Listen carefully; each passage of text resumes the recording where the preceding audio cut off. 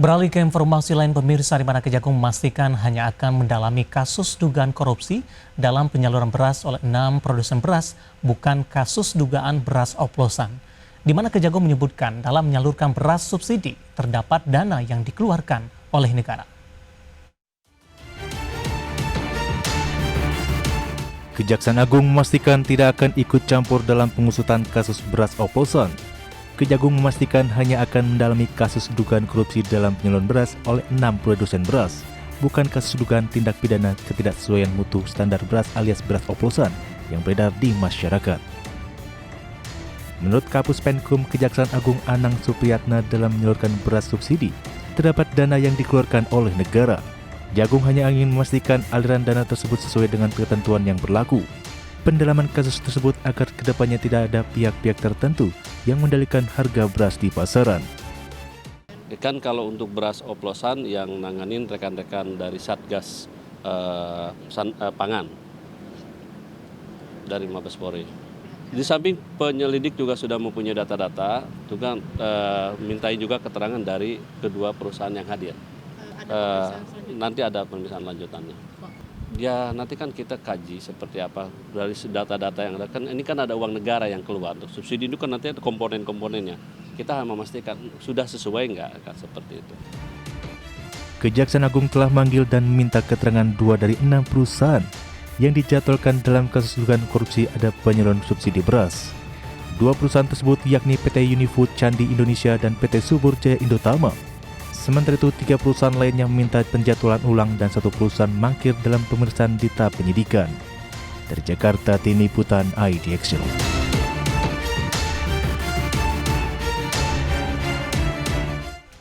Sementara itu, pemirsa, Kejaksaan Agung telah memanggil 2 dari 6 perusahaan yang dijadwalkan dalam kasus dugaan korupsi pada penyaluran subsidi beras. Sementara 3 perusahaan lainnya minta penjadwalan ulang dan 1 perusahaan mangkir dalam pemeriksaan.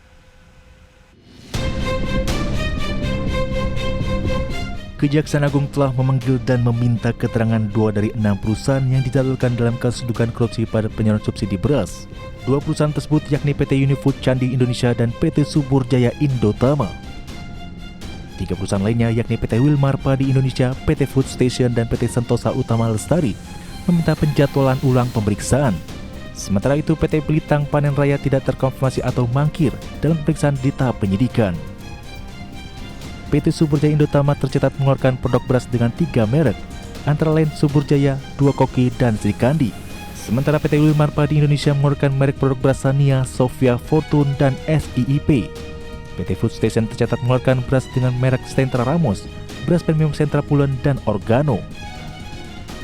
PT Pelitang Panen Raya mengeluarkan merek beras Raja. Sementara itu PT Unifood Candi Indonesia mengeluarkan merek beras Laris dan Lazat.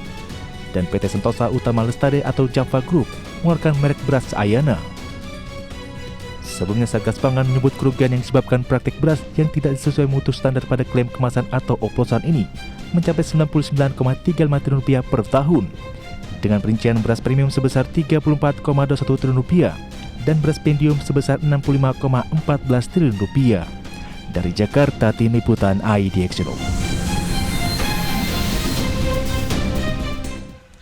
Pemirsa, Badan Pangan Nasional meminta pelaku usaha retail modern untuk tetap menjual beras di pasaran untuk menghindari kelangkaan beras di tingkat konsumen.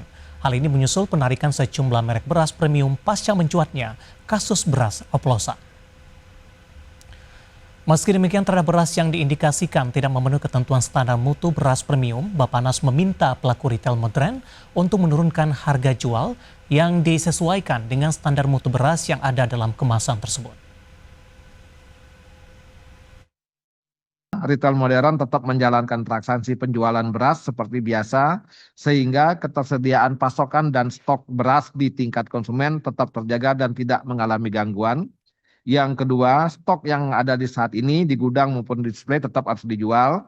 Nah, kemudian terhadap beras yang diindikasikan tidak memenuhi ketentuan standar mutu beras premium, agar dilakukan penurunan harga yang disesuaikan dengan standar mutu beras yang dalam kemasan tersebut. Sehingga sekali lagi tujuannya adalah tidak terjadi kelangkaan terkait dengan beras baik di retail modern maupun di Pemirsa, di mana pemerintah tengah merancang stimulus fiskal tahap ketiga untuk menopang daya beli dan aktivitas ekonomi menjelang Natal dan Tahun Baru 2025.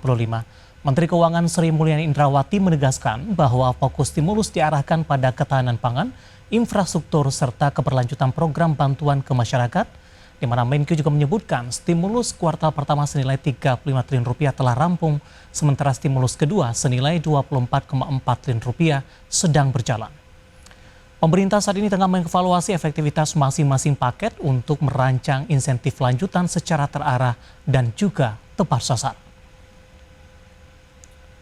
KSSK akan terus berkomitmen untuk meningkatkan sinergi dan mengantisipasi risiko dari berbagai perkembangan perekonomian dan politik global, dinamika geopolitik, perubahan arah kebijakan dari negara-negara besar, dan potensi rambatannya di dalam perekonomian Indonesia dan terutama pada sektor keuangan.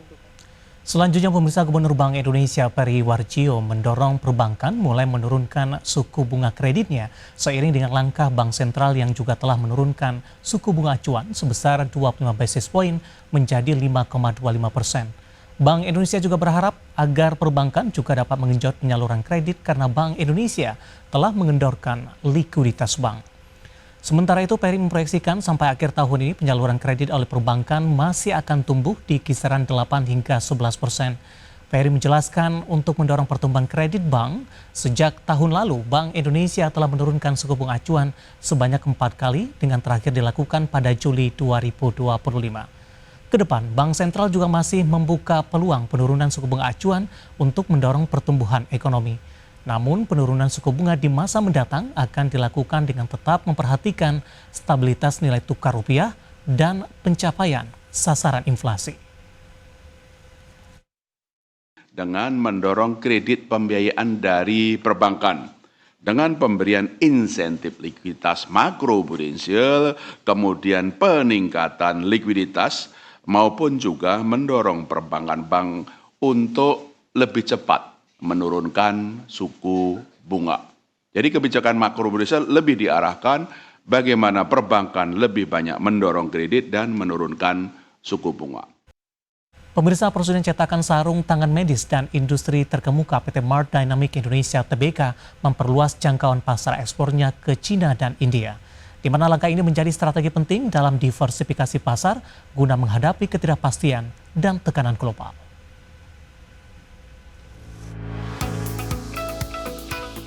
PT Mart Dynamic Indonesia Tbk memperluas jangkauan pasar ekspornya ke Cina dan India.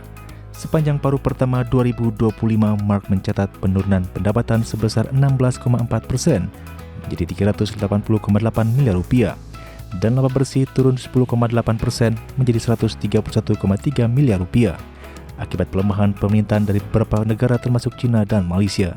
Penurunan ini dipicu sikap wait-and-see industri global terhadap kebijakan tarif Amerika Serikat yang mempengaruhi rantai pasokan, khususnya di sektor sarung tangan medis. Meski penjualan menurun, Mart berhasil meningkatkan efisiensi operasional dan margin keuntungan, dengan net margin naik menjadi 34,5% dan operating margin 42,4%. Direktur Utama Ridwan Goh menyatakan bahwa diversifikasi pasar menjadi kunci daya tahan bisnis dan pasar Cina serta India yang sedang membangun kapasitas produksi memberikan peluang besar sebagai penopang pertumbuhan masa depan. Mart optimis meningkatkan penjualan ekspor ke Cina dan India di tengah potensi pasar sarung tangan sekali pakai yang diperkirakan terus tumbuh global hingga tahun 2030. Strategi ini diharapkan memperkuat posisi Mart sebagai pemain global utama, sekaligus menjaga kesinambungan bisnisnya di tengah dinamika pasar internasional yang kompleks. Berbagai sumber untuk ID Action.